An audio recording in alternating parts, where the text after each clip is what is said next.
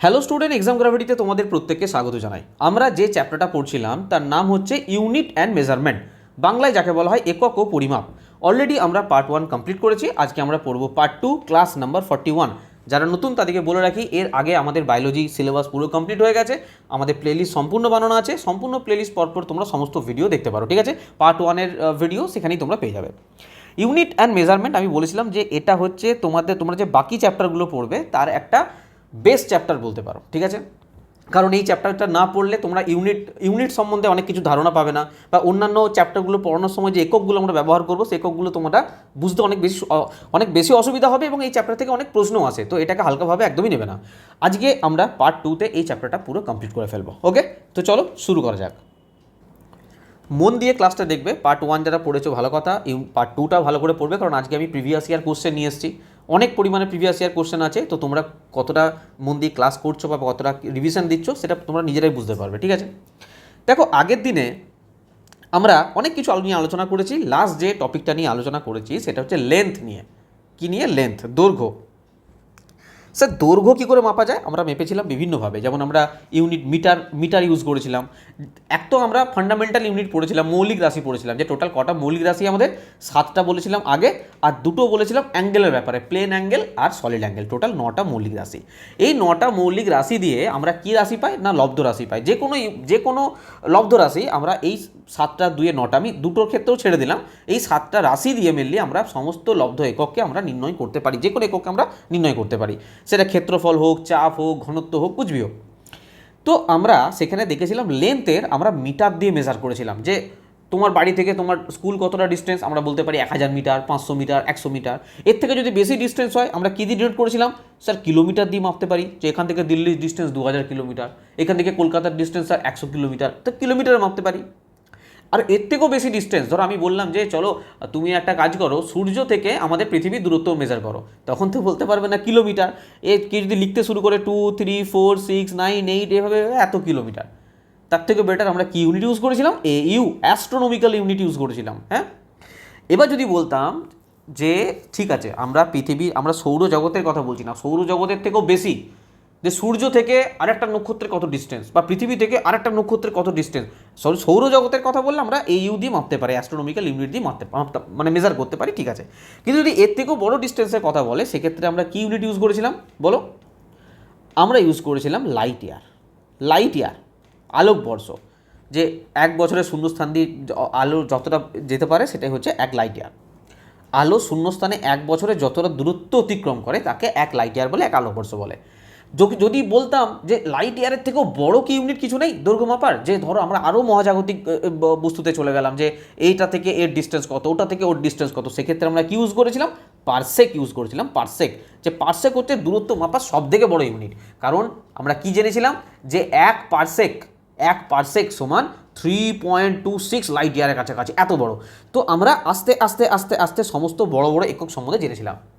কিন্তু কোথাও না কোথাও আমাদের যদি বলে যে ছোট কিছু ইউনিট মেজার করতে, ছোট লেন্থ, যেমন ধরো একটা পরমাণুর বললো যে ব্যাসার্ধ নির্ণয় করো, স্যার পরমাণু তো খুবই ছোট, আমাদের পুরো বডি কোষ দিয়ে তৈরি, তো কোষের থেকেও ছোট হচ্ছে পরমাণু, এত ছোট যে মানে ম্যাগনিফাইং গ্লাস দিয়ে যদি দেখা হয় খুব ভালো পাওয়ারে, তবে কি আমরা একটা পরমাণুকে দেখতে পারি। তো তার ব্যাস নির্ণয় করবো কীভাবে?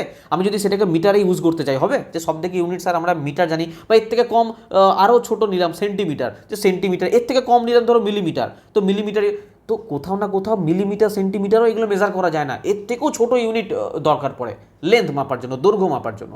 তো ওটাই আমরা আজকে ফার্স্টে পড়বো, যে unit of extremely small length, যেগুলো খুবই ছোট দৈর্ঘ্য, তাদেরকে আমরা কী কী ইউনিটে প্রকাশ করব, তাদের সিম্বল কী আছে, তাদের ভ্যালু কী, যদি আমরা মিটারে প্রকাশ করতে চাই কীভাবে প্রকাশ করব, তো সেই ব্যাপারে আমরা প্রথমে জানবো।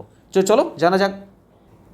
দেখো, unit of extremely small length, আমি তোমাদের জন্য এক ছক আমি বারবার বলেছি, আমি তোমাদের পুরো টেবিল বানিয়ে দেবো, শুধু টেবিলটা মনে রাখবে, কাজ হয়ে যাবে, ঠিক আছে? একবার আলোচনা করে নিচ্ছি, তা তোমাদের এমনি মনে থাকবে। অনেকে অনেক কিছু ট্রিক্স লাগায়, যে এফ প্রথম ক্যাপিটাল লেটার নাও, এ নাও, এন নাও, এম নাও, দিয়ে এফ এ এন এম বানিয়ে দাও, বা এম এন এফ এফ বানিয়ে দাও। আমি বলবো সোজাসুজি মনে রাখবে, টেবিল সিম্পল তোমাদের বানাবে, একবার সকাল সন্ধ্যে চোখে দেখবে, কাজ হয়ে যাবে। প্রথমে যদি বলো যে সব থেকে ছোটো ইউনিট কী স্যার, সব থেকে এক্সট্রিমলি স্মল লেন্থ, আমি বলবো ফার্মি। সব থেকে ছোটো হচ্ছে ফার্মি। একে আমরা এফ এম দিয়ে ডিনোট করি, কী দিয়ে ডিনোট করি? এফ এম দিয়ে। আমি প্রথমে একবার বলছি, তারপর তোমাদের এখনই কোশ্চেন দেবো, তোমরা করবে।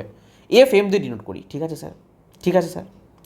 আমরা তার থেকে যদি একটু বড়তে যাই তাহলে বলবো অ্যাংস্ট্রম ইউনিট, অ্যাংস্ট্রম, ওকে আমরা এইভাবে ডিনোট করি, এ লিখে মাথায় হবে অ্যাংস্ট্রম ইউনিট দিয়ে। যদি তার থেকে একটু বড় এককে যাই তাহলে ন্যানোমিটার, ন্যানোমিটার আমরা NM দিয়ে প্রকাশ করি, NM। তার থেকে যদি বড় ইউনিটে যায় তাহলে বলবো মাইক্রন, μm, ঠিক আছে। এবার ব্যাপার হচ্ছে যেমন পারসেক সব থেকে বড় একক দূরত্ব মাপার জন্য, দৈর্ঘ্য মাপার জন্য, ঠিক সেরকমই ফার্মি হচ্ছে সব থেকে ছোটো। দেখো এই চারটেই কিন্তু একদম ছোট জিনিসকে মেজার করার জন্য, ছোট অতি ক্ষুদ্র, দেখতে পাচ্ছ সব 10⁻⁻6 মান আছে, বুঝতে পারছো? তো এর মধ্যেও সব থেকে ছোটো যদি বলে তাহলে বলবো ফার্মি, মনে থাকবে। তার থেকে একটু বড় অ্যাংস্ট্রম, তার থেকে একটু বড় ন্যানোমিটার, তার থেকে একটু বড় মাইক্রন। মানে তোমরা এই হিসাবে মনে রাখতে পারো, এই হিসাবে যে প্রথমে মাইক্রন, ন্যানোমিটার, অ্যাংস্ট্রম, ফার্মি একদম ছোট। সব থেকে মাইক্রনে যদি বলা হয় তাহলে মনে রাখবে 10⁻⁻6, সব -6, মানে বুঝতে পারছো কত ছোট ইউনিট, কত ছোট। তার থেকে একটু বড় গেলে ন্যানোমিটার, 10⁻⁹ মিটার। তার থেকে একটু বড় গেলে অ্যাংস্ট্রম পাবো 10⁻10 মিটার। তার থেকে একটু বড় গেলে 10⁻15 মিটার, সেটাকে আমরা বলবো কি ফার্মি। এবার যদি তোমাদেরকে কেউ জিজ্ঞাসা করে, কি জিজ্ঞাসা করে যে ওয়ান ফার্মি সমান কত মিটার, তোমরা বলতে পারবে যে ফার্মি কথাটা যখনই FM দিয়ে আমরা ডিনোট করি, যখনই আসবে তখন বলবো 10⁻15 মিটার। হ্যাঁ, যদি কেউ বলে যে 2 × 10⁻², ঠিক আছে, এত ফার্মি সমান কত মিটার, তো আমরা ফার্মিটাকে ওঠানোর জন্য কি ইউজ করবো, 10⁻², মানে 10² × 10⁻15। আমরা যেখানে যেখানে ফার্মি ইউনিট দেখবো সেখানে 10⁻15 বসবে, এইটুকু মাথায় রেখে দাও, বাস। আর কিছু জানি, আর কিছু মনে রাখার দরকার নেই। ফার্মি মানে 10⁻15, অ্যাংস্ট্রম মানে 10⁻10। কোশ্চেন আছে আজকে, আমি করাবো, এখানে ভালো করে বোঝো, নাহলে ওখানে কিন্তু বুঝতে পারবে না, ভাববে যে স্যার পুরো স্কিপ করে বেরিয়ে গেছে। এখানে ভালো করে বুঝে নাও। তো অ্যাংস্ট্রম মানে 10⁻10, ন্যানোমিটার মানে, ন্যানোমিটার আমরা কী দিয়ে প্রকাশ করি, NM দিয়ে। এই সিম্বলগুলো ভেরি ইম্পর্ট্যান্ট, হালকাভাবে নেবে না। এই সিম্বলগুলো ভেরি ইম্পর্ট্যান্ট। কেন ইম্পর্ট্যান্ট, যখন কোশ্চেন করাবো তখন বুঝতে পারবে। মানে কোশ্চেন এইভাবে দেয়, ধরো একটা কোনো ডিজিট লিখলো, ডিজিট লিখে ধরো সিম্পল দিয়ে দিল এত ন্যানোমিটার। তো তুমি যদি নাই জানো যে এটা ন্যানোমিটার বলে, আর ন্যানোমিটারের মান হচ্ছে 10⁻9 মিটার, যদি এটাকে মিটারে ট্রান্সফার করতে বলে, তুমি করবে কোথা থেকে? তুমি তো জানোই না NM মানে কি। তো মনে রাখবে NM হচ্ছে ন্যানোমিটার। মাইক্রনকে আমরা μm দিয়ে ডিনোট করি, μm। তার মানে μm মানে 10⁻6 মিটার, বোঝা গেল? এটা unit of extremely small length মাপার জন্য। স্যার শুধু কি আমরা লেন্থই মাপবো? আমরা বারবার পড়ছি parsec, light year, metre, kilometre, fermi, angstrom, nanometre, micron, আর কিছু? হ্যাঁ অবশ্যই। আমরা যখন কোনো ভর মাপবো, ভর, তো ভরের জন্য আমরা কী কী ইউজ করবো হেভি ভরের ক্ষেত্রে? কারণ আমরা শুনেছি গ্রাম, কেজি, এইসব শুনেছি, কিন্তু যদি একটু হেভি মাসের কথা বলে, হেভি মাস ভাই, সেক্ষেত্রে আমরা কী কী ইউনিট ইউজ করবো? চলো নেক্সট স্লাইডে দেখো। হেভি মাসের জন্য আমরা সাধারণত 3টে ইউনিটকে ইউজ করবো। কি 3টে ইউনিট? এই 3টে। কুইন্টাল বলে না, যখন প্রচুর পরিমাণে চাল আসে, গম আসে, 10 quintal, 100 quintal, 500 quintal. Quintal, 1 quintal মানে হচ্ছে 100 কেজি, মনে রাখবে। 1 টন মনে রাখবে 1000 কেজি। আর 1 পাউন্ড, আমরা এই পিসে পড়েছিলাম না পাউন্ড, তো 1 পাউন্ড মনে রাখবে 0.4536 কেজি, ঠিক আছে, বা 0.454 কেজি। তো এই 3টে ইউনিট মনে রাখবে, কারণ ডাইরেক্ট কোশ্চেন আছে 1 কুইন্টাল হাউ মেনি কেজিস, বা ড্যাশ কেজি দিয়ে দিল, 1 টন সমান ড্যাশ, একটা শূন্যস্থান দিল কেজি, তখন বলতে পারবে কত, 1000 কেজি, বোঝা গেল? তো এই 3টে মনে রাখবে, 1 কুইন্টাল 100 কেজি, 1 টন মানে 1000 কেজি, আর 1 পাউন্ড মানে 0.4536 কেজি। ওকে, চলো নেক্সট দেখো। এবার তোমরা ভাববে যে স্যার লেন্থ তো হলো, ঠিক আছে, আমরা ভর মাপারও ইউনিট ইউজ করলাম, ঠিক আছে, কিন্তু আর কি কিছু নেই? আছে। কি? ভলিউম মাপার জন্য, ভলিউম, আয়তন। যদি আমরা আয়তন বলি, আয়তন মাপার জন্য কী কী ইউনিট ইউজ হয়? চলো নেক্সট স্লাইড দেখো। আমরা যখন ভলিউম মাপবো না, দেখো ভলিউম আমরা জানো তো কী করে পাই আয়তন। এদের ইউনিট কি কি হয়? দৈর্ঘ্য ইন্টু প্রস্থ ইন্টু উচ্চতা, দৈর্ঘ্য ইন্টু প্রস্থ ইন্টু উচ্চতা। তো আমরা 3টে লেন্থ পাচ্ছি না, মিটার, মিটার, মিটার, সেক্ষেত্রে আমরা কী লিখি? মিটার কিউব লিখি না। এ দেখো কিউবিক মিটার, 1 কিউবিক মিটার মানে মনে রাখবে, যদি আমরা লিটারে মাপি এটাকে, লিটারে, আমরা সাধারণত কোনো লিকুইডকে আমরা কিসে মাপি? লিটারে মাপি না। তো আমরা সব লিটারে ট্রান্সফার দেখেছি, ইকুইভ্যালেন্ট ইন লিটার, মানে এত ভলিউম যদি হয় সেটাকে কত লিটারে বলতে পারি। তো 1 মিটার কিউব মানে জেনে রাখবে 1000 লিটার। 1 ব্যারেল, যখন দেখবে বিদেশ থেকে তেল আসে, তখন এরকম লিটারে ফিটারে আসে না যে 10 লিটার পাঠিয়ে দিলাম, ইরান বললো, ইরাক বললো যে চল 5 লিটার তেল নেই, এরকম না, ব্যারেলে আসে, হাজার হাজার লক্ষ লক্ষ ব্যারেলে আসে। তো 1 ব্যারেল মনে রাখবে 1.59 লিটার, সরি 159 লিটার, 159, 159 লিটার। যখন US গ্যালনের কথা বলবো, 1 US গ্যালন মানে 3.785 লিটার, UK গ্যালন মানে হচ্ছে 4.546 লিটার। ওকে, চলো এবারে একটা গুরুত্বপূর্ণ পার্ট আমরা নেক্সট টপিকে, নেক্সট স্লাইডে আমরা গুরুত্বপূর্ণ টপিক পড়ব। কী টপিক দেখো, নেক্সট আমরা যেটা পড়বো সেটা হচ্ছে এসআই প্রিফিক্স টেবিল। আরে ছোটোবেলায় সাফিক্স প্রিফিক্স পড়েছো না, উপসর্গ অনুসর্গ, হ্যাঁ উপসর্গ পড়েছো না? তো এসআই ইউনিটে সেগুলোর কী কী হয়, কারণ এখান থেকে প্রচুর প্রশ্ন দেয়, ঠিক আছে? কীরকম প্রশ্ন আসে ধরো তোমাদের দিল এরকম। আচ্ছা, তার থেকেও আগে একটা জিনিস বোঝো, ধরো দিল যে 1 কিলোমিটার, 1 কিলোমিটার, তোমরা কি লিখলে 1 কিলোমিটার সমান কত মিটার? তোমরা ফটাফট বলবে 1000 মিটার স্যার, 1000 মিটার। আচ্ছা 1000 মিটারকে আমরা 10⁻³ মিটার লিখতে পারি, যে আমার যতগুলো শূন্য আসে আমি সেটা কিউবে লিখতে পারি। ধরো কোনো জায়গাতে শূন্য এলো 1 2 3 4 5, আমি এটাকে কী লিখতে পারি? 10⁵ লিখতে পারি। হ্যাঁ স্যার, অবশ্যই। ধরো কোনো জায়গাতে এরকম এলো 2-এর পিঠে 1টা 2টো 3টে 4টে 5টা শূন্য, আমি এটাকে লিখতে পারি 2 × 10⁵। হ্যাঁ স্যার, অবশ্যই লেখা যেতে পারে। এর কারণ কি, যখন আমি 10⁵টাকে ক্লারিফাই করব তখন কি হয়ে যাবে? 10⁵ মানে কি, এখানে 5টা শূন্য আছে, মানে সেই ব্যাপার একই এলো, 1 2 3 4 5 যেটা ছিল সেটাই এলো। তো আমরা কোথাও না কোথাও এই বারবার এই শূন্য শূন্য, ধরো কোনো জায়গাতে 10টা শূন্য আছে, সেই জায়গায় 10টা শূন্যের জায়গায় আমি 10⁻10 লিখতে পারি, এত ছোটো জায়গায় হয়ে গেল। ধরো কোনো জায়গায় 20টা শূন্য আছে, ধরো 3-এর পিঠে আরও ধরো 20টা শূন্য আছে, 20খানা শূন্য আছে, তো আমি সিম্পল লিখতে পারি 10⁻20। এভাবে লেখা যেতে পারে তো? অবশ্যই পারে। ধরো কোনো জায়গায় দিল 5 কিলোমিটার, তো 5 কিলোমিটারকে আমি এভাবে লিখতে পারবো এত মিটার। আরে এত মিটার মানে কি, 5 10⁻³ আছে, মানে কি 3টে শূন্য, তো 5 কিলোমিটার মানে 5000 মিটার, হ্যাঁ কি না? তো আমি সেটা 10⁻³ হিসেবে লিখতে পারি, 5 × 10⁻³ এভাবে লেখা যেতে পারে, ঠিক আছে?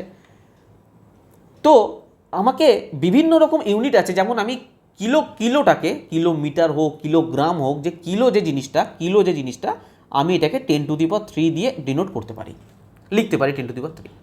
ঠিক সেই রকমই আরও কিছু ইউনিট আছে, হেক্টো আছে, ডেকা আছে, ডেসি আছে, সেন্টি আছে, সেগুলোকে আমরা কি ইউনিট ইউজ করতে পারি, মানে সেক্ষেত্রে আমাদের তার ভ্যালু কি, 10⁻এর ভ্যালু কী হবে এবং তাদের সিম্বল কি আছে, সেই ব্যাপারে আমরা এসআই প্রিফিক্স টেবিলে পড়ব। বোঝা গেল? চলো দেখো, টেবিল বানানো আছে, যেভাবে টেবিল আছে তোমরা সেভাবে শুধু পড়বে, শুধু মনে রাখবে এইভাবে। প্রথমে এটা 1 মিনিট, চলো ঠিক আছে। এসআই প্রিফিক্স টেবিলসে যদি এক্সার কথা বলে, এক্সাকে আমরা সিম্বল ই দিয়ে ডিনোট করি, তার মান মনে রাখবে 10⁻18। পেটা, একে আমরা পি দিয়ে ডিনোট করি, মান মনে রাখবে 10⁻15। টেরা, একে আমরা টি দিয়ে ডিনোট করি, মনে রাখবে 10⁻12। গিগা, একে আমরা জি দিয়ে ডিনোট করি, এটার মান মনে রাখবে 10⁻9। মেগা, একে আমরা এম দিয়ে ডিনোট করি, মনে রাখবে 10⁻6। ধরো তোমাদের দিয়ে দিল যে 6 গিগা নিউটন, হ্যাঁ 6 গিগা নিউটন দিয়ে দিল, তো বললো যে বলো এটা কত নিউটনের সমান, ধরো এত নিউটন একটা ফোর্স ক্রিয়েট হয়েছে ধরো কোনো জায়গাতে 6 গিগা নিউটন, তো এটা বললো যে কত নিউটনের সমান বলো। সেক্ষেত্রে তোমরা যদি গিগার নাম মান জানো, করতে পারবে না স্যার গিগার মান কত, 10⁹। তো আমি সিম্পল কি করব, এই গিগার জায়গায় কি লিখবো, 10⁹ এত নিউটন। তার মানে 6 এর পিঠে 10-এর উপরে কত পাওয়ার আছে, 9 পাওয়ার আছে, তাই মানে 9টা শূন্য, 1 2 3 4 5 6 7 8 9, তো এত নিউটন হয়ে গেল। বোঝা গেল? কিন্তু আমি এত বড়টা লেখার জন্য দেখো কত শর্টে লেখা যাচ্ছে, 6 গিগা নিউটন হয়ে গেল। হ্যাঁ, শুধু গিগার জায়গায় 10⁹ বসিয়ে দিলাম, 10⁹ মানে কি, মানে একের পিঠে 9টা শূন্য আছে, তো আমি এত বড় লিখবো না আমি এইটুকু লিখবো, এটা সুবিধা না লিখতে আমার। তো শুধু এইগুলো মনে রাখবে, পরপর মনে রাখবে, কোনো ট্রিক্স লাগাবে না। যদি ট্রিক্স লাগাতে চাও, অনেক কিছু ট্রিক্স আছে, তো ট্রিক্স তোমাদের মতন তোমরা লাগাতে পারো, কোনো অসুবিধা নেই, কিন্তু আমি বলবো যে ট্রিক্স না লাগিয়ে শুধু সিম্পল মনে রাখার চেষ্টা করো।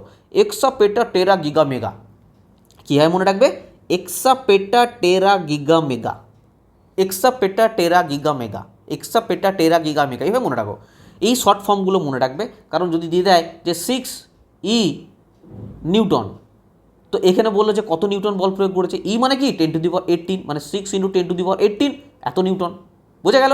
তো এক্সা মানে 10⁻18, আমি বারবার রিপিট করছি যাতে তোমাদের মনে থাকে, কারণ আজকে কোশ্চেন করবো না, তোমরা কোশ্চেনই করতে পারবে না। এক্সা মানে 10⁻18, পেটা 10⁻15, টেরা 10^12, গিগা 10^9, মেগা 10^6। এইভাবে মনে রাখতে হবে তোমাদের যে স্যার এখানে কি শেষ, না, এখানে তো 10^6 পর্যন্ত এসছে। 10^18 থেকে দেখো কমতে কমতে সব থেকে বড় এক্সা, তার থেকে একটু ছোটো পেটা 10^15 হয়ে গেছে, তারপরে ধরো টেরা 10^12 হয়ে গেছে, তারপরে গিগা 10^9 হয়ে গেছে, তারপরে মেগা 10^6 হয়ে গেছে, এর নিচেও আছে 10^6।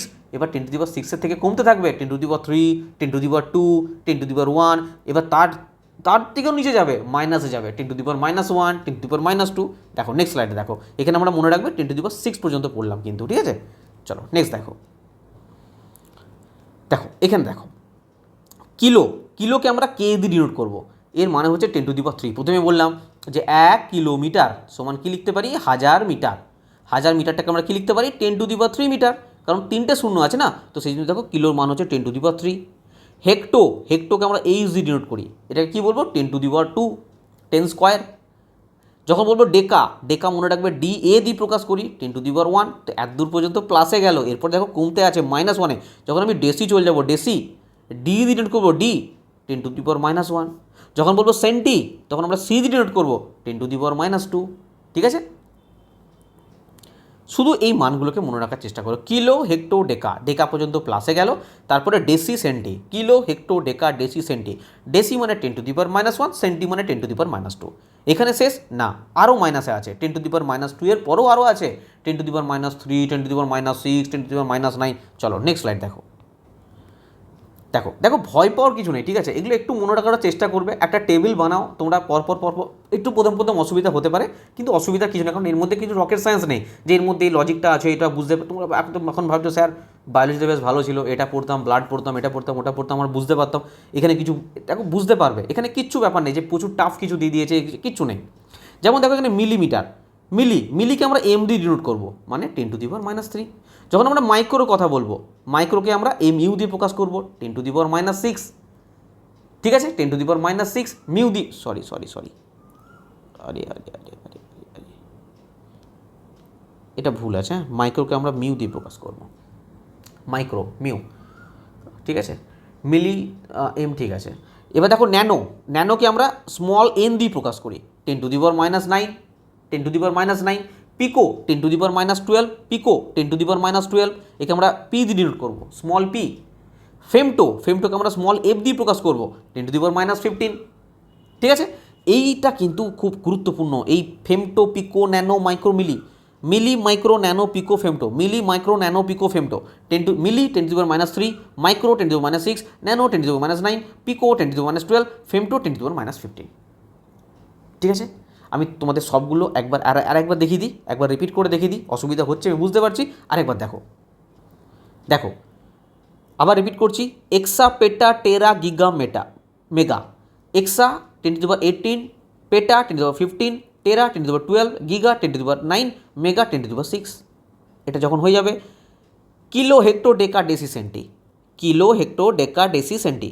কিলো 10^3, হেক্টো 10^2, 10 স্কোয়ার বলতে পারো, ডেকা 10^1। এখান থেকে মাইনাস আসলো ডেসি থেকে, ডেসি, সেন্টি। Deci 10^-1, centi 10^-2। সেন্টির পরে মিলি, মাইক্রো, ন্যানো, পিকো, ফেমটো। মিলি 10^-3, মাইক্রো 10^-6, ন্যানো 10^-9, পিকো 10^-12, ফেমটো 10^-15। ঠিক আছে, মনে থাকবে। আচ্ছা, এখানে আমাদের এই যে প্রিফিক্স বা দৈর্ঘ্য, লেন্থ, এগুলো মাপামাপি জিনিসগুলো শেষ হয়ে গেল। আমরা এবারে পরীক্ষাতে খুব কিছু জিনিস বারবার রিপিট করে বিভিন্ন রকম গুরুত্বপূর্ণ পরিমাপক যন্ত্র, যেমন যদি বলি অল্টিমিটার দিয়ে কী মাপে, না উচ্চতা মাপে। অ্যানিমোমিটার দিয়ে কী মাপে, না বায়ুর গতিবেগ মাপে। তারপর আমি যদি বলি যে তোমাদের ম্যানোমিটার দিয়ে কী মাপে, হাইগ্রোমিটার দিয়ে কী মাপে, বা তোমাদের বলে দিল যে সমুদ্রের যে গভীরতা মাপবো, তো তার জন্য আমরা কি যন্ত্র ইউজ করব। তো এই ধরনের যন্ত্রগুলো তোমাদের অনেক আসে, তো আমি তোমাদের জন্য টেবিল করে নিয়ে এসেছি, টেবিলে যে কটা আছে তোমাদের সেই কটাই পড়তে হবে, বাস ওর মধ্যে থেকেই কোশ্চেন আসবে। ঠিক আছে, তো চলো নেক্সট স্লাইড দেখো।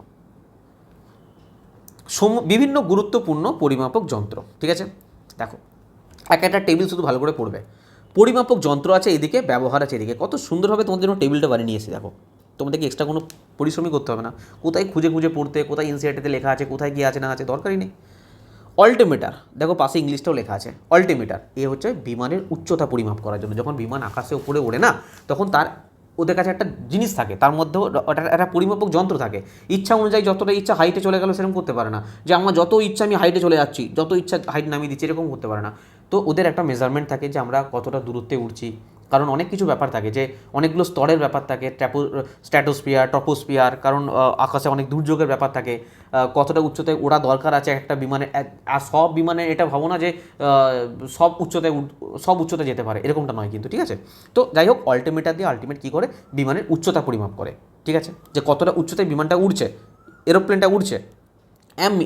এটা মিটার হবে, সরি, মিটার।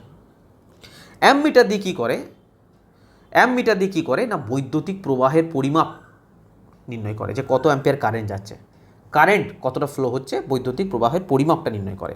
ব্যারোমিটার দিয়ে কী করে, আচ্ছা আছে, নেক্সট টাইমে বলবো, এখানে বলবো না। গ্যালভেনোমিটার, অ্যামমিটার দুটো জিনিস আলাদা কিন্তু, হ্যাঁ, দুটোতেই বৈদ্যুতিক প্রবাহ পরিমাপ করে। যখন পরে আসছে আমি বলে দিচ্ছি।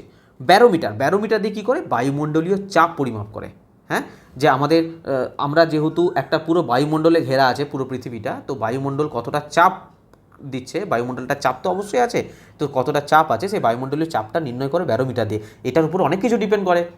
দেখবে আগে থেকে আবহাওয়া দপ্তর বলে দেয় যে এখানে না ঝড় উঠতে পারে, এখানে না নিম্নচাপ হতে পারে, এখানে না বৃষ্টি হতে পারে। তো এগুলো কখন বলা পসিবল, যখন আমরা বায়ুমণ্ডলের চাপ বুঝতে পারবো, যে কোনো জায়গায় যদি চাপ বেড়ে যায় সেক্ষেত্রে কী হবে, হঠাৎ করে কোনো বায়ুমণ্ডলের চাপ ধরো কমে গেল, সেক্ষেত্রে দেখবে ঝড়ের সৃষ্টি হয়, হ্যাঁ। তো এই জিনিসগুলো নির্ণয় করে বায়ুমণ্ডলের চাপের পরিমাণের উপর ডিপেন্ড করে। আর এটা কি যন্ত্র দিয়ে মাপে, ব্যারোমিটার দিয়ে মাপে, ঠিক আছে। বায়ুর গতিবেগ, যে বায়ুর গতিবেগ কীরকম কী আছে না আছে, এটা মাপে অ্যানিমোমিটার দিয়ে, ঠিক আছে। এই ছকটা মনে রাখবে। চলো নেক্সট দেখো ফ্যাদোমিটার কী ইউজ করে, সমুদ্রের গভীরতা পরিমাপ করার জন্য। যখন কোনো জাহাজ চলে সেখান থেকে পরিমাপ করতে হয়, এমনি চলতে পারে না, দেখতে হবে যে কোথায় কতটা গভীরতা আছে, কোথায় কীভাবে চালানো দরকার আছে না আছে, সেই তোমাদের শুধু মনে রাখবে সমুদ্রের গভীরতা পরিমাপ করে ফ্যাদোমিটার যন্ত্র দিয়ে, ঠিক আছে। ক্ষুদ্র বৈদ্যুতিক প্রবাহ শনাক্ত করে গ্যালভেনোমিটার, আমি যেটা বলছিলাম, মিটার দিয়েও বৈদ্যুতিক প্রবাহ পরিমাপ করে, কারেন্ট পরিমাপ করে, আর গ্যালভেনোমিটার দিয়ে করে। গ্যালভেনোমিটারে কী হয় না, ক্ষুদ্র প্রবাহ ধরো চলছে, খুব অল্প কারেন্ট কোনো পরিবাহের মধ্যে দিয়ে যাচ্ছে, সেটা কিন্তু গ্যালভেনোমিটার দিয়ে বোঝা সম্ভব, ঠিক আছে। কিন্তু যদি ক্ষুদ্র প্রবাহ না হয়, বেশি কারেন্ট প্রবাহ হয়, তখন সেটা আমরা অ্যামমিটার দিয়ে ডিনোট করি, তখন গ্যালভেনোমিটার কাজ দেবে না। হাইড্রোমিটার দিয়ে কী হয় না, তরল পদার্থের আপেক্ষিক ঘনত্ব পরিমাপ করতে পারি। হাইগ্রোমিটার দিয়ে কী হয়, বায়ুর আর্দ্রতা পরিমাপ করতে পারি। আর্দ্রতা বলতে আমাদের বায়ুতে কতটা জলীয় বাষ্প আছে। দেখবে সমুদ্রের কাছাকাছি যদি যাওয়া হয় না, দেখবে একটা সেই চিপচিপা লাগে আমাদের, কারণ আলটিমেট কী হয়, সমুদ্রের জল তো নোনতা থাকার জন্য কী হয়, যখন ভেপারাইজড হয়, যখন বাষ্পীভবন হয় সেই জলের মধ্যে, মানে আলটিমেট যায় কোথায়, এই বায়ুমণ্ডলের মধ্যেই ঘুরে বেড়ায় না। তো এটুকু জেনে রাখো যে বায়ুর মধ্যে যে জলীয় বাষ্প থাকে, সেটাই বলতে পারো যে বায়ুর আর্দ্রতার পরিমাপ সেটা দিয়েই করা হয়। তো কী দিয়ে পরিমাপ করা হয়, মনে রাখবে হাইগ্রোমিটার দিয়ে করে। গ্যাস ও তরল পদার্থের চাপ পরিমাপ করে কী দিয়ে, ম্যানোমিটার দিয়ে, ঠিক আছে। চলো নেক্সট দেখো, এখানে এই টেবিলটা মনে রাখবে, নেক্সট টেবিল আছে আরও, তোমার দেখাচ্ছি। নেক্সট দেখো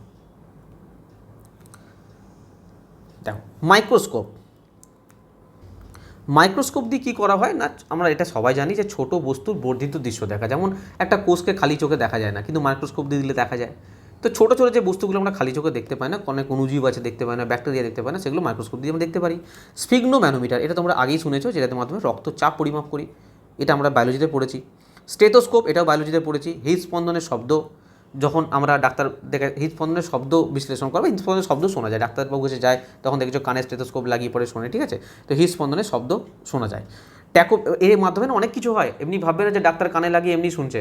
আমাদের যে হার্টবিট থাকে, হার্টবিট রেট থাকে, অনেক কিছু কানে লাগিয়ে শুনে সেটা মেজার করে যে ঠিকঠাক আছে কিনা, ঠিকঠাক যে টাইমিং মেনটেন করা দরকার হার্টবিটে, সেই টাইম মেনটেন করছে কিনা, ঠিক আছে। অনেক কিছু ব্যাপার আছে আর কি, ঠিক আছে। তো স্টেথোস্কোপ লাগে হৃদস্পন্দনের শব্দকে বিশ্লেষণ করার জন্য। এটা টাকোমিটার হয়ে গেছে, অনেক সময় ট্যাকোমিটারও লেখা থাকে। যাই হোক, ট্যাকোমিটার এটা দিয়ে কী করে না, ঘূর্ণন গতি পরিমাপ করে।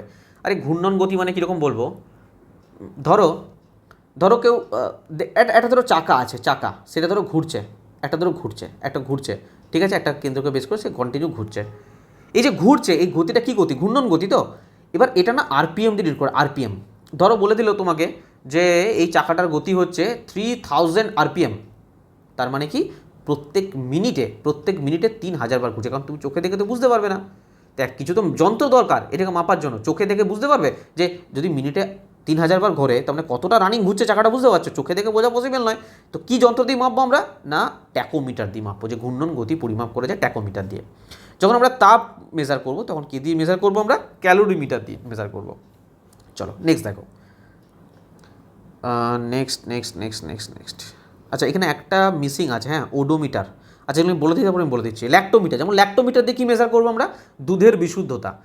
বাড়িতে ওই দুধ আসে, যদি গোয়ালা বলে আমি একদম পারফেক্ট দুধ দিয়েছি, পুরো প্রপার দুধ দিয়েছি, কোনো জল মেশাইনি, সিম্পল ল্যাক্টোমিটার রাখো, মেজার করে নাও যে কতটা দুধের বিশুদ্ধতা আছে। ভিসকোসিটি হচ্ছে তার তরলের সান্দ্রতা। সান্দ্রতা জিনিসটা কীরকম জানো তো? আমি পড়াবো। সান্দ্রতা জিনিসটা হচ্ছে, যেমন আমরা কঠিন বস্তুর ক্ষেত্রে ঘর্ষণ, ধরো তুমি একটা এখানে কাঠের ব্লক আছে, টেবিল আছে, ধরো তুমি কী করছো? ফোর্স দিয়ে এটাকে টানছো, এদিকে টানছো, টানলে দেখবে সহজেই চলে আসে কি না? তার মানে একে কিছু বাধা দিচ্ছে। কি বাধা দেয়? না ফ্রিকশন, এর যে ঘর্ষণ বল একে বাধা দেয় অপোজিট সাইড থেকে।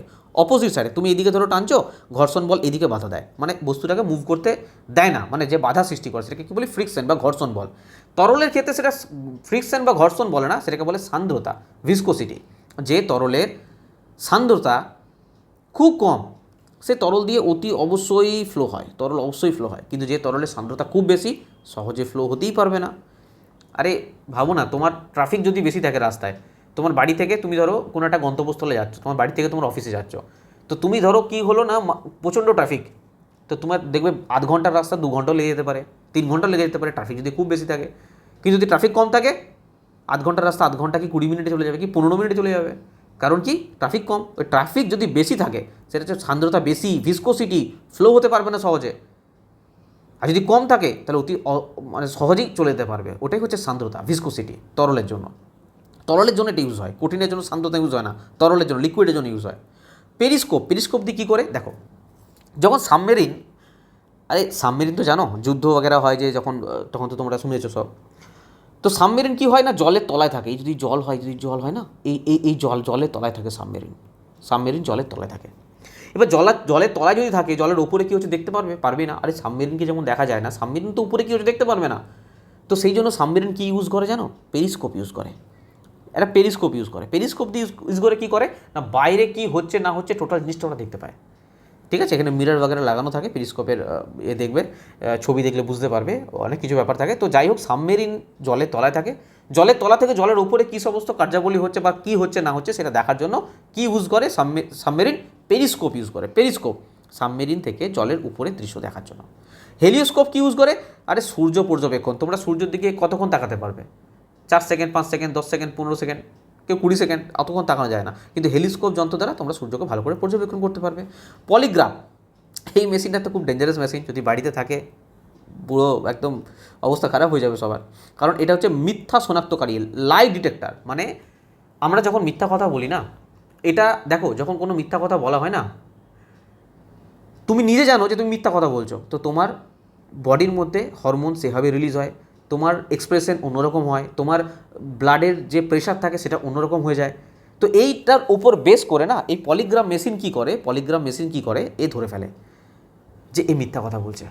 এটাকে লাই ডিটেক্টর মেশিন বলা হয়। ঠিক আছে, তো পলিগ্রাফ মনে রাখবে। আরেকটা ছিল না ওডোমিটার, আমি এখানে বলে দিচ্ছি।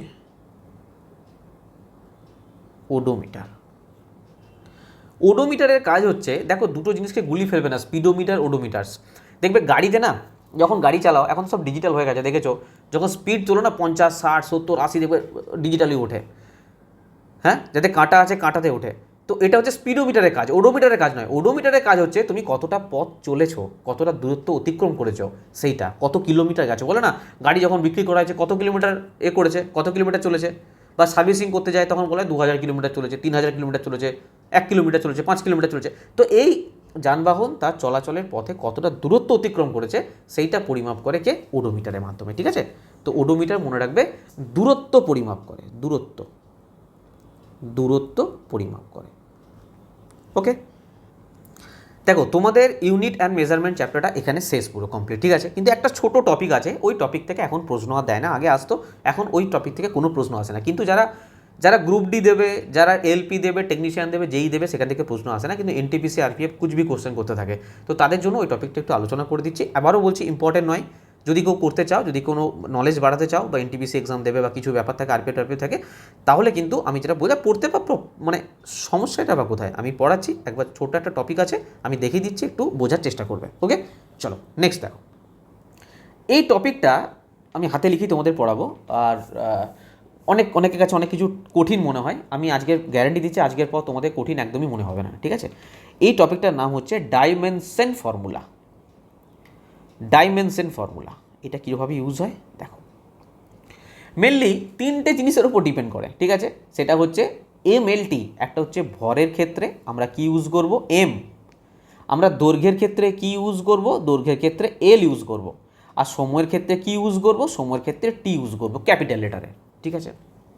এবার যদি তোমাদের দিল যে ক্ষেত্রফল, কি দিল, আমি হোয়াইট কালার দিয়ে লিখিয়া ভালো লাগবে, ধরো এরিয়া দিল ক্ষেত্রফল, বললো ক্ষেত্রফলের ডাইমেনশন ফর্মুলা বাতাও। তোমরা কি বাতাবে, কি বলবে? দেখো ক্ষেত্রফল আমরা কি জানি যে লেন্থ ইন্টু ব্রেথ, মানে দৈর্ঘ্য ইন্টু প্রস্থ, তবে তো ক্ষেত্রফল হয়। তো এইটা কোথাও না কোথাও দৈর্ঘ্যটাও তো একটা দৈর্ঘ্যের ইউনিট, দৈর্ঘ্যের ইউনিটকে আমরা কী দিয়ে ডিনোট করি, লেন্থ এল দিয়ে ডিনোট করি, এল। আর প্রস্থটাও তো একটা দৈর্ঘ্য, আরে প্রস্থটাও তো একটা দৈর্ঘ্য, এটাকে আমরা কী দিয়ে ডিনোট করি, দৈর্ঘ্যকে আমরা এল দিয়ে ডিনোট করি। তার মানে আমরা বলতে পারি যে এখানে দুটো এল কাজে দিয়েছে, দুটো এল, আরে হ্যাঁ কি না, দুটো এল কাজে দিয়েছে। তার মানে আমরা যদি একে ডিনোট করে লিখতে চাই আমরা এইভাবে লিখতে পারি। এখানে এম কিছু আছে কি, স্যার এম কিছু নেই, তো এম জিরো লেখো। এল কিছু আছে, স্যার এল আছে স্কোয়ার, তো এলে 2 লিখে দাও। আর টিকে আমরা এখন কোনো সময় কিছু বলেছে, টি কিছু ব্যাপার আছে না, তো এখানে জিরো লেখো। তো ক্ষেত্রফলকে আমরা এল স্কোয়ার লিখতে পারি বা M zero L square T zero লিখতে পারি। যদি তোমাদের বলা হয় যে আয়তন, আয়তন বলো তো, আয়তনের ক্ষেত্রে আমরা কি করি, দৈর্ঘ্য ইন্টু প্রস্থ ইন্টু উচ্চতা। তো তিনটেই তো দৈর্ঘ্যেরই ইউনিট, দৈর্ঘ্য প্রস্থ উচ্চতা সবগুলো তো লেন্থের কথাই বলেছে, তো লেন্থকে তো আমরা এল দিয়ে ডিনোট করি, তো বলতে পারি এটা এল কিউব, এল কিউব বলতে পারি। তার মানে এখানে দেখো M zero L cube T zero, ঠিক। আচ্ছা আমি যদি বলি ঘনত্ব, আমি যদি বলি ঘনত্ব, স্যার ঘনত্ব মানে কি, ঘনত্ব মানে হচ্ছে ভর বাই আয়তন, ভর বাই আয়তন। আচ্ছা ভরকে আমরা কী দিয়ে ডিনোট করি, স্যার এম দিয়ে ডিনোট করি, তো এম লিখলাম। আয়তনকে কী দিয়ে ডিনোট করি, স্যার আয়তনকে আমরা এল কিউব দিয়ে ডিনোট করি, তো আমি এখানে এল কিউব লিখলাম। হ্যাঁ, এবার এল কিউব এটা কি আছে, নিচে আছে, যখন আমি উপরে ওঠাবো তখন কি হয়ে যাবে, এটা মাইনাস কিউব হয়ে যাবে, নিচ থেকে উপরে গেলে মাইনাস হয়ে যায়। তাই তোমরা আমাকে বলো এক্ষেত্রে লিখতে পারি এম আছে তো একটা, তো এম এম একটা আছে, তো আমি এম লিখলাম। জিরো লিখতে পারবো না কারণ এম তো রয়েছে, আমি জিরো লিখবো কেন, এম আছে। তারপরে কি আছে এল মাইনাস কিউব, এখানে টি কিছু আছে নেই, তো টি জিরো, এত বড় জিরো হয়ে গেল কেন, টি জিরো। তার মানে আমরা ঘনত্বকে আমরা এই ডাইমেনশন ফর্মুলা দিয়ে ইউজ করতে পারি। হ্যাঁ স্যার পারি। এবার যদি বলা হয়, চলো নেক্সট স্লাইডে দেখাচ্ছি, নেক্সট স্লাইড দেখো, নেক্সট স্লাইড। ডাইমেনশন ফর্মুলাতে এবার ধরো তোমাদের দিল যে বেগ বা দ্রুতি বা স্পিড, স্পিড নির্ণয় করতে দিল, স্পিড, বেগ। স্যার বেগ মানে কি, বেগ মানে হচ্ছে সরণ বাই সময়। আচ্ছা সরণ মানে কি, মানে বস্তু কতটা আলটিমেট সরণ বাদ দাও, আমি জানি না, আমি জানি যে সরণ মানে কোনো ডিস্টেন্স বোঝাচ্ছে, লেন্থ বোঝাচ্ছে, তো আমি বলতে পারি যে এল, এল দিয়ে তো লেন্থ বোঝায়। সময়কে আমরা টি দিয়ে ডিনোট করি, তো যখন আমার টিটা উপরে চলে যাবে তখন টি টু দি পাওয়ার -1 লিখতে পারি। আর এটাই দেখো এম এর এম কিছু আছে, স্যার এম কিছু নেই, জিরো লেখো। আর কি আছে এল টি টু দি পাওয়ার -1। তো আমরা স্পিডকে দেখো এটা দিয়ে পারি, তো ডাইমেনশন ফর্মুলা লিখতে পারি, পারি। আচ্ছা ধরো আমরা ফোর্স লিখবো, ফোর্স বল, বল, বলকে আমরা কীভাবে প্রকাশ করতে পারি না, এফএস মানে ভর ইন্টু ত্বরণ, ভর ইন্টু ত্বরণ। আমি জানি না কার কি ইউনিট, আমি ভরের আমি জানি যে এম, আমি ভরের জানি এম। আর ত্বরণকে আমরা কী দিয়ে ডিনোট করি, আরে ত্বরণকে কী দিয়ে ডিনোট করি, ত্বরণকে আমরা টি স্কোয়ার দিয়ে করি। আরে দেখো এর আগে আমি ত্বরণটাও দেখিয়ে দিই তোমাদের, নাহলে বুঝতে পারবে না, ছেড়ে দাও।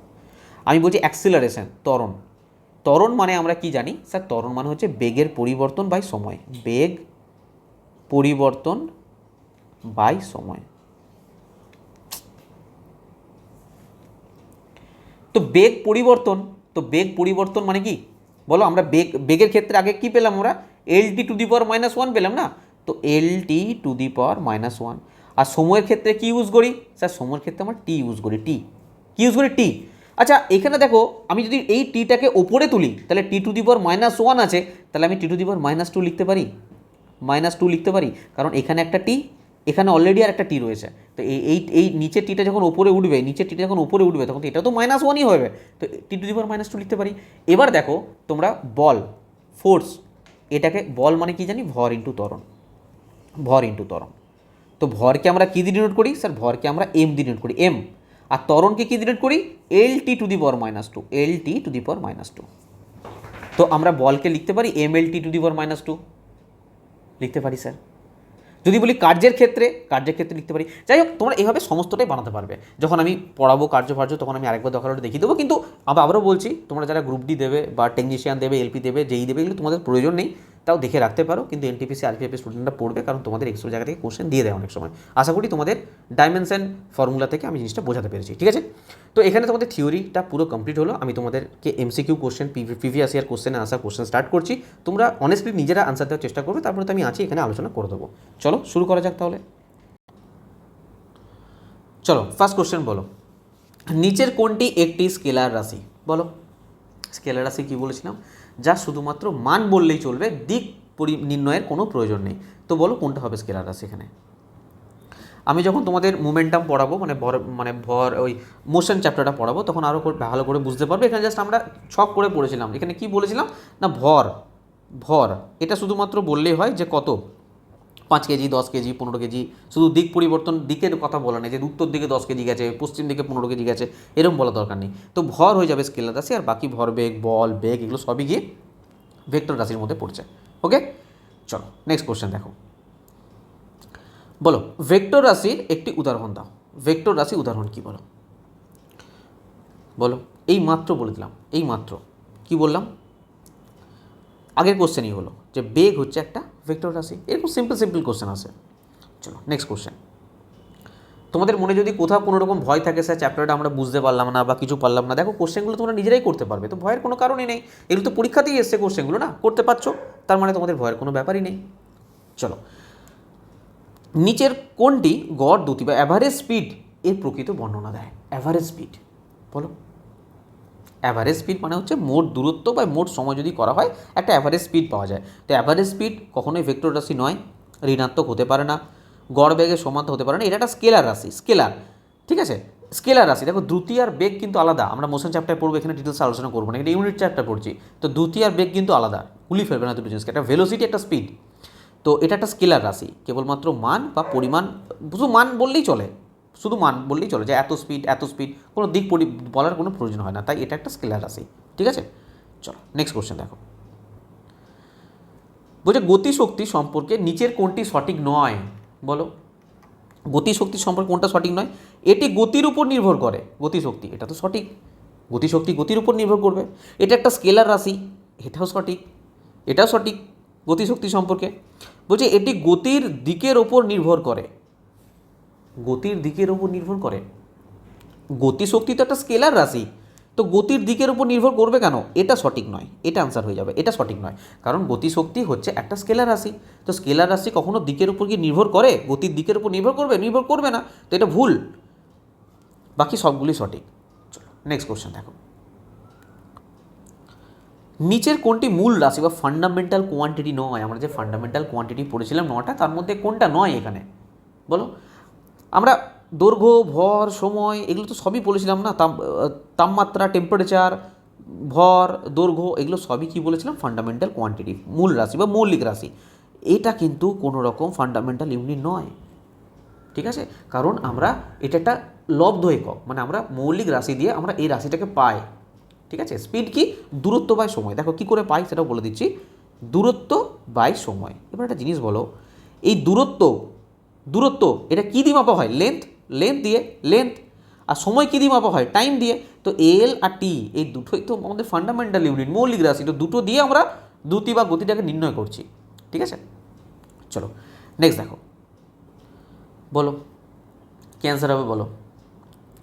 বলছে যে নিচে কোন উক্তিটি বা উক্তিগুলি সঠিক? প্রথম উক্তি বলছে কোনো বস্তুর ভর তার ওজনের সমান, এটা কি সঠিক? বলো, এটা কি সঠিক? না, কখনোই না। ভর আলাদা, ওজন আলাদা। ভর হচ্ছে বস্তুর ভেতরে যত পরিমাণ পদার্থ থাকে সেটাকে আমরা বলি ভর, মাস। আর ওয়েট, ওজন হচ্ছে পৃথিবী তার নিজ কেন্দ্রের দিকে যে বল দ্বারা টানছে। দেখবে আমাদের, ধরো কোনো বস্তুর ভর হচ্ছে পৃথিবীতে কোনো বস্তুর ভর হচ্ছে 36 কেজি, 36 কেজি। যদি একে চাঁদে নিয়ে যাওয়া হয় এর ভর কি চেঞ্জ হয়ে যাবে? না স্যার, 36 কেজিই থাকবে, 36 কেজিই থাকবে। কিন্তু ওয়েটের কথা বলা হয়, পৃথিবীতে যেটা ওয়েট ধরো 36 কেজি, সেটা চাঁদে কত হয়ে যাবে? 6 কেজি হয়ে যাবে। কারণ কি? চাঁদের অভিকর্ষ ত্বরণের মান অনেক অনেক কম, মানে 6 ভাগ, পৃথিবীর 6 ভাগ। তো 36কে 6 দিয়ে ভাগ করলে 6 কেজি হয়ে যায়। তো ওয়েট আর মাস দুটো এক জিনিস নয়, আলাদা আলাদা। পড়বো আমরা এগুলো নিয়ে, অবশ্যই পড়বো। তো এটা সঠিক নয়। বলছে কোনো বস্তুর ভর তার ওজনের সমান নয়। হ্যাঁ, একদম ঠিক, ওজনের সমান হতেই পারে না। ভর আলাদা, ওজন আলাদা। ভর একটা স্কেলার রাশি, যেখানে ওজন একটা ভেক্টর রাশি। এটা কি সঠিক? আরে এটা কি সঠিক? এটাও সঠিক, এটাও সঠিক, এটাও সঠিক। ভর হচ্ছে একটা স্কেলার রাশি, আর ওজন হচ্ছে একটা ভেক্টর রাশি। কারণ ভর তো শুধু আমরা এম দিয়ে ডিনোট করি, আর ওয়েট W=mg, মানে বস্তুর ভর এটা একটা কি মৌলিক রাশি। আরে মৌলিক রাশি না, নয় মৌলিক ইউনিট, মৌলিক রাশি। আর এটা হচ্ছে ত্বরণ, অভিকর্ষ হচ্ছে ত্বরণ বা ত্বরণ, ঠিক আছে? এই দুটো মিলে আমরা ডাব্লিউ পাই। তো ওজন একটা কি ভেক্টর রাশি অবশ্যই। তো এখানে 2 আর এটা সঠিক, তার মানে ডি হয়ে যাবে রাইট আনসার। 2 আর 3 এখানে সঠিক। চলো নেক্সট কোশ্চেন দেখো। বলো, ভর এবং ওজনের সম্পর্কের ক্ষেত্রে নিচের কোন উক্তিটি ভুল? কোন উক্তিটি ভুল বলো? এটা স্থানভেদে পরিবর্তিত হয় কিন্তু ওজন স্থির থাকে। ওজন কখনো স্থির থাকে? ভর বলছে স্থানভেদে পরিবর্তিত হয় না। আমি মাত্র বললাম যে ভর কোনোদিন চেঞ্জ হয় না, ভর ফিক্সড।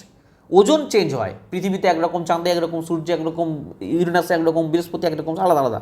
ওজন আলাদা আলাদা হতে পারে, ভর স্থানভেদে পরিবর্তিত হয় না। আর বাকি সবগুলোই সঠিক, যা আছে এ বি সি সব সঠিক, ডি হয়ে যাবে রাইট আনসার। দেখো group D 24/12/2025 question. Next question দেখো। এসআই পদ্ধতিতে মোল এর প্রতীক কোনটি? এসআই পদ্ধতিতে মোল এর একক, এটা এটা এটা ঠিক আছে। এটা এটা কোশ্চেনটা একটু ভুলে, কারণ এখানে মানে কোশ্চেন দেখেই বুঝতে পারছো MOL এটাই হবে। হয়তো কিছু মিস্টেক আছে কোশ্চেনে। না, কোশ্চেনে মিস্টেক নেই, ঠিকই আছে, এরকমই কোশ্চেন। MOLই মোল। আচ্ছা, মোলের ইউনিট হচ্ছে MOL দিয়ে আমরা ডিনোট করি। প্রতীক কোনটি, সিম্বল কোনটা? না MOL। নেক্সট কোশ্চেন দেখো। বলছে নিচের কোনটা তাপমাত্রা এসআই একক? আরে এসআই একক কোনটা? এসআই একক কেলভিন। কেলভিন, তাপমাত্রার এসআই একক হচ্ছে কেলভিন। আমাদের টেবিলগুলো মনে আছে আশা করি, টেবিলে দেখবে পরিষ্কার লেখা আছে তাপমাত্রার এসআই একক হচ্ছে কেলভিন। ঠিক আছে, সব পড়েছি, সব পড়ানো আছে। যদি রিভিশন না দাও বা যদি ঠিকঠাক ক্লাস না করো তাহলে কিন্তু করতে পারবে না। নেক্সট কোশ্চেন দেখো। জ্যোতি তীব্রতার লুমিনাস ইন্টেন্সিটি এর এসআই একক কী হবে? ঠিক আছে, আলোক তীব্রতা, জ্যোতি তীব্রতা হচ্ছে আলোক তীব্রতার এসআই একক কী হবে বলো? দেখো যা পড়েছি সেখান থেকে কোশ্চেন এসেছে তোমাদের। ক্যান্ডেলা, ক্যান্ডেলা, ক্যান্ডেলা হয়ে যাবে আলোক তীব্রতার এসআই একক। দেখো 2 মে 2025 কোশ্চেন শিফট হয়ে ALP। নেক্সট কোশ্চেন দেখো। আচ্ছা, ALPতে যারা যারা সিলেক্ট হয়েছো না, প্লিজ আমাকে বলো। মানে অনেক স্টুডেন্ট ফোন করছে, অনেকে মেসেজে বলেছে, অনেকে ফোনে বলেছে, ঠিক আছে, যে স্যার সিলেক্ট হয়ে গেছি।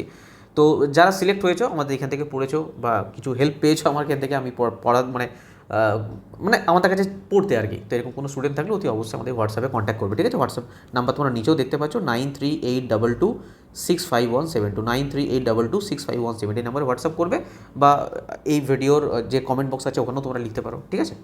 চলো নেক্সট দেখো। অ্যাকচুয়ালি আমাদের এখান থেকে না, মানে অনেক স্টুডেন্ট যারা জব পেয়েছে, চাকরি করছে, চাকরি করে, বাট আমি কোনো দিন আমি তোমাদের কমেন্টও দেখাবো, তোমাদের বিশ্বাস না হলে কমেন্ট, আমি তোমার কমেন্ট গিয়ে দেখতেও পারো।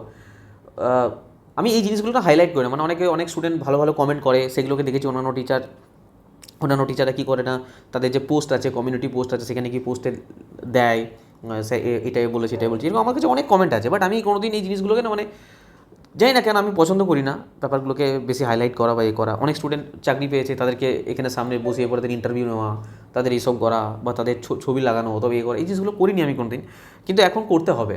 কারণ যা সিচুয়েশান দেখছি বা যে জিনিসগুলো আমার পছন্দ নয়, জিনিসগুলো যদিও যার একটা স্টুডেন্ট যে চাকরি পায়, আমি মনে করি তার সম্পূর্ণ ক্রেডিট তার।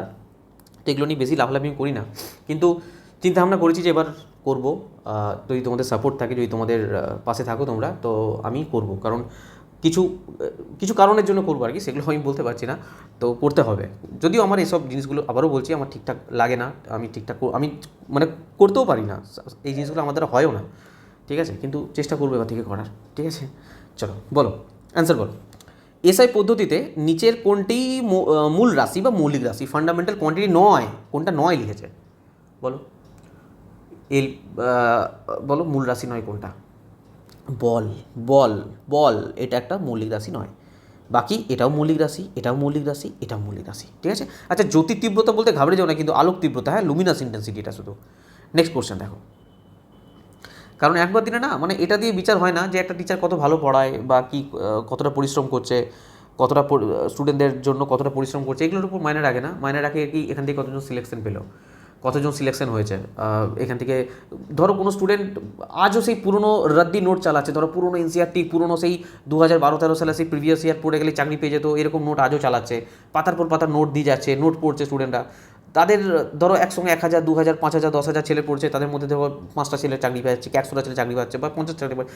তো যারা চাকরি পাচ্ছে না সেটা নিয়ে এত হাইলাইট করে না স্টুডেন্টরা, বিচারই করে না বাকি স্টুডেন্টরা যে আমি যেখানে যাচ্ছি সেখানে অ্যাকচুয়াল পড়াই কীরকম, অ্যাকচুয়াল নতুন নতুন টেকনিকে পড়াচ্ছে কিনা, নতুন যে কোশ্চেন আসে সেই প্যাটার্ন ফলো করছে কিনা, নতুন এনসিআরটি ফলো করছে কিনা, ঠিক আছে। মানে এই জিনিসগুলো দেখেই না, এরা দেখে যে আচ্ছা এখানে এত স্টুডেন্ট চাকরি পেয়েছে, চলো আমিই যাবো ওখানে, ঠিক আছে। মানে টিচারদের ওই ভ্যালুটাই নেই যে কতটা কি পরিশ্রম করছে, কতটা সুন্দরভাবে পড়াচ্ছে, এটা নয়, কি কোথা থেকে কতটা চাকরি পাচ্ছে তার উপর ডিপেন্ড করে অনেক কিছু করে আর কি। যাই হোক, মানে আমি বলছি না সেটা কিছু খারাপ, কিছু ঠিক আছে, সবার মতো করছে সেটা ব্যাপার নয়, ওকে, নো প্রবলেম। চলো বলো, আনসার বলো। এসআই একক পদ্ধতি অনুযায়ী ভৌত রাশি পরিমাপের জন্য কতগুলো মূল একক ব্যবহার করা হয়? কতগুলো বলো। দেখো এখানে একটা জিনিস জানবে, আমি বলেছিলাম যে মোট আমাদের ভৌত রাশি পরিমাপের জন্য, হ্যাঁ, মৌলিক একক, ফান্ডামেন্টাল ইউনিট। আমি প্রথমে তোমাদের 7টা পড়িয়েছিলাম, তারপর আমি তোমাদের 2টো আরও বলেছিলাম, প্লেন অ্যাঙ্গেল আর সলিড অ্যাঙ্গেল, টোটাল বলেছিলাম 9টা। যদি কোথাও পরীক্ষাতে দেখতে পাও যে এখানে অপশান নেই 9টার, তখন সিম্পল 7-এ ক্লিক করবে, সিম্পল 7-এ ক্লিক করবে, ঠিক আছে। আর সাধারণত 9টা দেয় না, সাধারণত 7টাই থাকে, মানে অপশানে তুমি 7টাই দেখতে পাবে, তো 7টাই ক্লিক করবে। চলো নেক্সট কোশ্চেন দেখো, কোনো বস্তুর ভর এবং ওজনের এসআই একক যথাক্রমে কি? বলো। কোনো বস্তুর ভর এবং ওজনের এসআই একক কি? না KG Newton, KG Newton, D হয়ে যাবে রাইট অ্যান্সার, ঠিক আছে। ভরের জন্য আমরা কি ইউজ করি? কেজি এসআইতে, আর ওজনের জন্য কি ইউজ করি? নিউটন। নেক্সট কোশ্চেন দেখো, টেবিলগুলো যদি কেউ ফলো করো, টেবিলের মধ্যে দেখবে সব লেখানো আছে কিন্তু, ঠিক আছে, আমি বারবার বলছি তোমাদের। গ্যাস পরিমাপের ক্ষেত্রে চাপের এসআই একক কোনটি? গ্যাস পরিমাপের ক্ষেত্রে চাপের এসআই একক কোনটি? বলো। কী লিখেছিলাম? পাস্কাল, পাস্কাল, ঠিক আছে। নেক্সট কোশ্চেন দেখো, অ্যাকচুয়ালি পাস্কাল বাংলা বানানটা একটু ভুল আছে, ঠিক আছে, বোঝা যাচ্ছে আশা করি, কারণ ইংলিশটা ঠিকঠাক আছে। চলো নেক্সট কোশ্চেন বলো, বলের বিষয়ে নিচের কোন উক্তিটি সঠিক? বলের বিষয়ে নিচের কোন উক্তিটি সঠিক? বলো। আচ্ছা, বল কী রাশি, স্কেলার না ভেক্টর? তো স্কেলার তো নয়, ভেক্টর, তো এইটা তো এমনি কেটে গেল, দেখো স্কেলার আছে, এখানেও স্কেলার আছে, কেটে গেল, এখানে এই দুটোর মধ্যে একটা হবে। তো বলকে কোনদিন জুলে মাপা হয় না স্যার, বল নিউটনে মাপা হয় এবং ভেক্টর রাশি, তার মানে ডি হচ্ছে এখানে রাইট অ্যান্সার, ঠিক আছে। চলো নেক্সট কোশ্চেন, এখানে না কঠিন কোণ দিদি, যে ঘন কোণ হবে বা সলিড অ্যাঙ্গেল আর কি, ঠিক আছে, ঘন কোণ বলতে পারবা, সলিড অ্যাঙ্গেল। সলিড অ্যাঙ্গেলের এসআই একক কী বলেছিলাম বলো? আরে বলো, স্টেরেডিয়ান বলেছিলাম, স্টেরেডিয়ান। আর রেডিয়ান কিসের বলেছিলাম? প্লেন অ্যাঙ্গেলের, সমতল কোণ। চলো নেক্সট কোশ্চেন দেখো, পৃথিবী থেকে সূর্যের আনুমানিক দূরত্বের পরিমাপ কি? দেখো পৃথিবী থেকে সূর্য বলেছে, মানে আমাদের সৌরজগতের ভেতরে কথা বলেছে, তো আমরা আলোকবর্ষ ইউজ করবো না, জুল কেলভিন তো হবে না, বাদ দাও। তা আলোকবর্ষ আর অ্যাস্ট্রোনমিক্যাল ইউনিটের মধ্যে তোমাদের কনফিউশন হতে পারে। আলোকবর্ষ অনেক অনেক বড় দূরত্ব মাপার জন্য, অনেক দূরত্ব বড় মাপার জন্য, ঠিক আছে। মানে মহাজাগতিক বস্তুর ক্ষেত্রে আমাদের সৌরজগতের মধ্যে আমরা অ্যাস্ট্রোনমিক্যাল ইউনিট ইউজ করি, 1 AU, সাধারণত পৃথিবী থেকে সূর্যের দূরত্ব হচ্ছে 1 AU, তো বি হয়ে যাবে এখানে সঠিক অ্যান্সার, ঠিক আছে। চলো নেক্সট কোশ্চেন দেখো, বলছে আলোকবর্ষ লাইট ইয়ার দ্বারা কি পরিমাপ করা হয়? বলো, কি পরিমাপ করা হয়? আলোকবর্ষ দ্বারা কি পরিমাপ করা হয়? অবশ্যই ডিস্টেন্স, দূরত্ব পরিমাপ করা হয়। নেক্সট কোশ্চেন, বলো গ্যালন, গ্যালন সাধারণত কিসের জন্য ব্যবহার করা হয়? গ্যালন সাধারণত লিকুইড, মানে মানে তরল পদার্থের জন্য ইউজ করা হয়, তরল পদার্থের আয়তন মাপার জন্য। তো এখানে কোনটা হবে? বলছে স্পিড পরিমাপের জন্য, না এটা চাল হয়ে গেছে, এটা দ্রুতি হবে। স্পিড পরিমাপের জন্য না, এটা একটা কন্টেনার না, আয়তনের পরিমাপক হিসাব, এই হচ্ছে ব্যারেলের নিরিখে কন্টেনার প্রকাশ করার জন্য। গ্যালন আমরা সাধারণত ইউজ করি আয়তনের পরিমাপক হিসাবে, আয়তনের পরিমাপক হিসাবে, ঠিক আছে।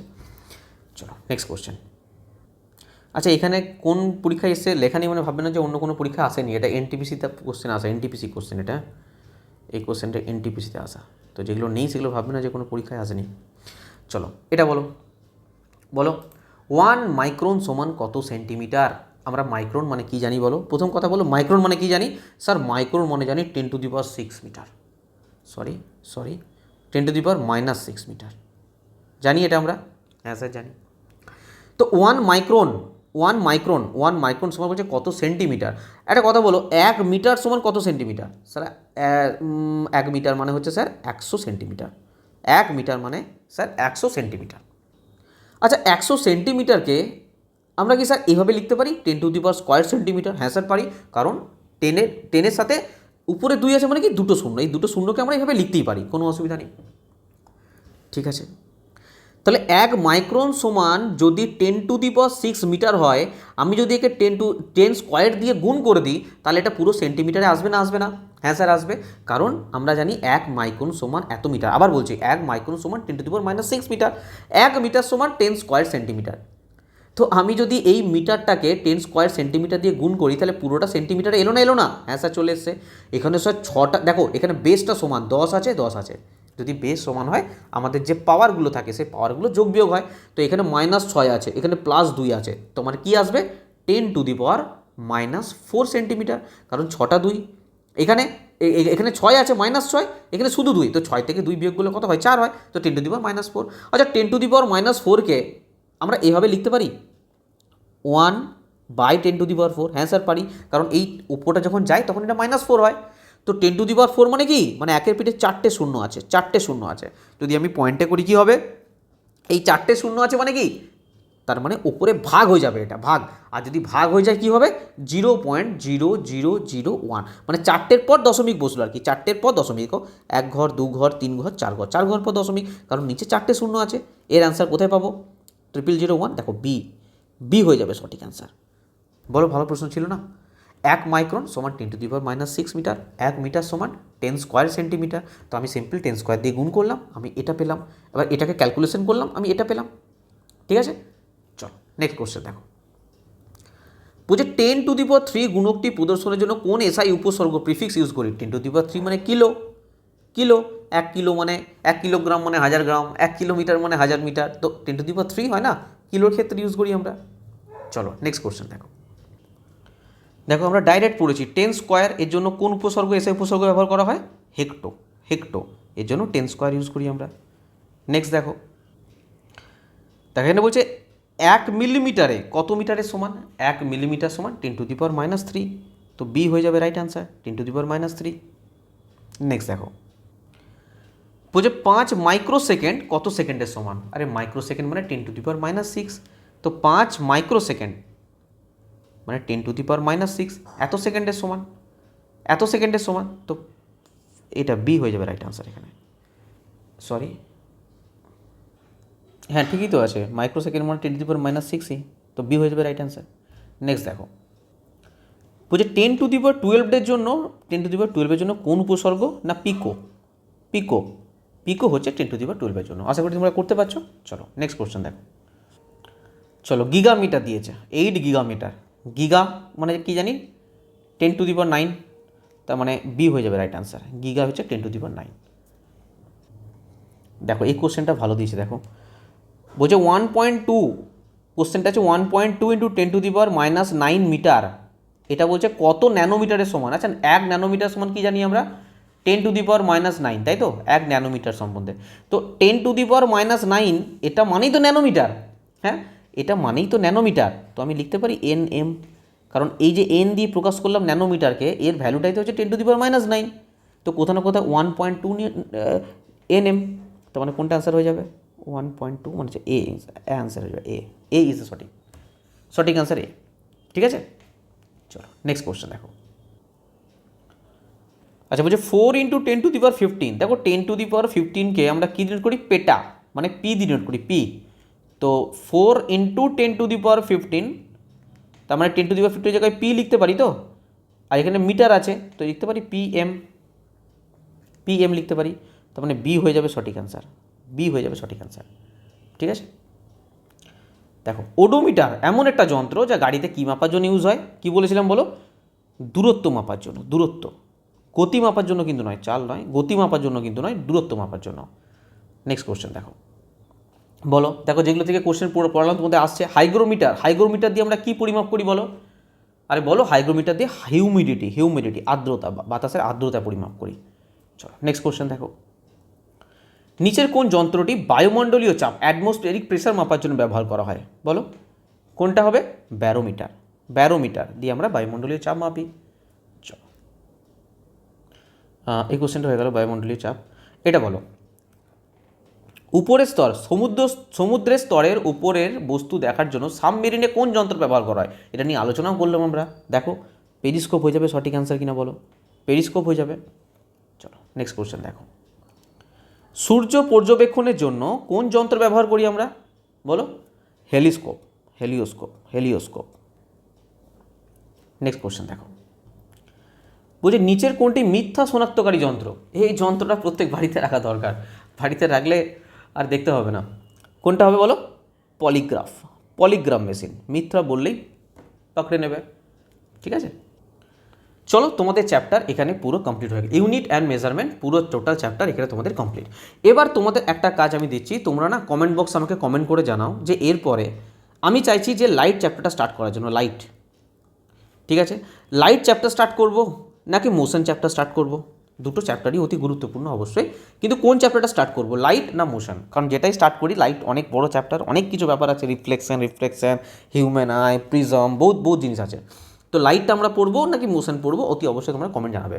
আর যদি ভালো লাগে না, তোমরা অবশ্যই একটা কমেন্ট করে যাও, স্যার ক্লাসটা দেখে মজা এলো। ঠিক আছে, আর তোমাদেরকে আমি জানিয়ে রাখি যে আমাদের সায়েন্সের ব্যাচ চলছে, আমাদের পেড ব্যাচ রানিং আছে। যদি কেউ চাও এই ব্যাচ নিতে পারো। এখানে তোমরা যে থিওরি ক্লাস পাচ্ছ, থিওরি ক্লাস তো অবশ্যই পাবে এনসিইআরটি বেস করে, তার সঙ্গে গ্রুপ ডি 101টা শিফটের ডিটেলসের solution class, chapter wise mock test, full analysis, printable PDF A to Z দেওয়া হচ্ছে। মাত্র 399 টাকা প্রাইস আছে। এই ব্যাচটার সাথে তুমি যদি মনে করো যে ম্যাথামেটিক্স, রিজনিং, জিকেটা আর ভিওডি ব্যাচ আমি অ্যাড করতে চাই, তো 300 টাকা মাত্র এক্সট্রা লাগবে। 699 টাকাতে তোমরা কমপ্লিট সিলেকশন ব্যাচ আমাদের পেয়ে যাবে। ঠিক আছে, আর আমাদের প্রিভিয়াস ইয়ারের বই অ্যাভেলেবেল আছে সায়েন্স এবং ম্যাথের। সায়েন্সের এটা গ্রুপ ডি 101টা শিফটের বই, যে বইয়ের দাম আছে 472 টাকা, পিডিএফের দাম আছে 199 টাকা। সায়েন্সের বই গ্রুপ ডির 101টা শিফটের। এই সায়েন্সের বইটা হচ্ছে 2024-25 যত এক্সাম হয়েছে, এলপি, টেকনিশিয়ান, জেই, এনটিপিসি, আরপিএফ, এসআই, কনস্টেবল, সমস্ত কোশ্চেন এর মধ্যে আছে। এই বইটার দাম আছে 532 টাকা, পিডিএফের দাম আছে 199 টাকা। এটার বই এই মুহূর্তে অ্যাভেলেবেল আছে। এইটার বই অ্যাভেলেবেল নেই। এটা 6000+ এমসিকিউ সায়েন্সের একটা বই ছিল, খুব ভালো বই ছিল, চ্যাপ্টার ওয়াইজ বুক। এটা চ্যাপ্টার ওয়াইজ 6000+ এমসিকিউ। এই পিডিএফটার দাম আছে 249 টাকা। ঠিক আছে, আর ম্যাথেরও বই অ্যাভেলেবেল আছে, 2024-25 কোশ্চেন নিয়ে 2026 বই আছে, এবং পুরোনো আমাদের চ্যাপ্টার ওয়াইজ 2016-22 বই আছে যদি নিতে চাও। আচ্ছা, কারেন্ট অ্যাফেয়ার্সের আপডেট চলে এসেছে, যারা এখন জানো না, আমি একদম কমপ্লিট ভিডিও দিয়ে দিয়েছি। 1 জুন 2025 থেকে 1 জুন 2026 পর্যন্ত একদম কারেন্ট আপডেট চলে এসেছে স্পিডি পাবলিকেশনে। যদি চাও এই নাম্বারে তোমরা সিম্পল হোয়াটসঅ্যাপ করবে, এখানেই কিউআর কোড দেওয়া হবে। কিউআর কোডে পেমেন্ট করে স্ক্রিনশট দিলে আমি তোমাকে হোয়াটসঅ্যাপেই সেন্ড করে দেবো। যদি পিডিএফ চাও কারেন্ট অ্যাফেয়ার্সের পিডিএফ দিয়ে দেওয়া হবে, বা যে কোনো পিডিএফ চাও এখানে দিয়ে দেওয়া হবে। আর যদি কোর্স চাও, কোর্স সম্বন্ধে তোমাদের কোর্সে অ্যাডও করে দেওয়া হবে এবং ডিটেলসে বুঝিয়েও দেওয়া হবে। বা বই চাইলে এই নাম্বারে তোমরা শুধু যোগাযোগ করবে বা এই নাম্বারে হোয়াটসঅ্যাপ করবে। ঠিক আছে, আদারওয়াইজ তোমরা এই আমাদের এক্সামবাটি অ্যাপ্লিকেশন ইনস্টল করেও পেড কোর্স থেকে ডাইরেক্ট কোর্স নিতে পারো, বা স্টাডি মেটেরিয়াল থেকে পিডিএফ নিতে পারো, বা আমাদের বুক সেকশন থেকে বুক নিতে পারো। আর যদি কোনো কোয়ারি থাকে তোমরা অবশ্যই এই নাম্বারে যোগাযোগ করবে। ঠিক আছে, আর কি বলবো, যদি তোমরা অবশ্যই আমাকে, আর টেলিগ্রাম গ্রুপে যুক্ত থাকবে। টেলিগ্রামে আমি সমস্ত আপডেট তোমাদের দিয়ে দিই।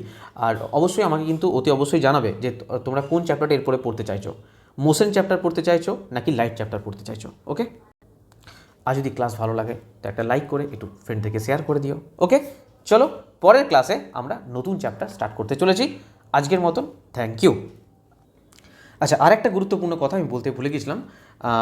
আজকে ফ্রাইডে হয়ে গেল, স্যাটারডে আর সানডে, ঠিক আছে, এই দুটো দিন তোমাদেরকে আমি রিভিশনের জন্য দিচ্ছি। স্যাটারডে আমাদের ক্লাস আসে, সানডে যদি অফ থাকে। স্যাটারডে সানডে আমি দুদিন রিভিশনের জন্য দিচ্ছি। একটাই কারণ, তোমাদের গ্রুপ ডি যে 101টা শিফটের ম্যাথের কোশ্চেন আছে না, যেমন সায়েন্সের বই বার করেছি, সেরকম ম্যাথের আমাদের অনেক দিন ধরেই কাজ চলছে।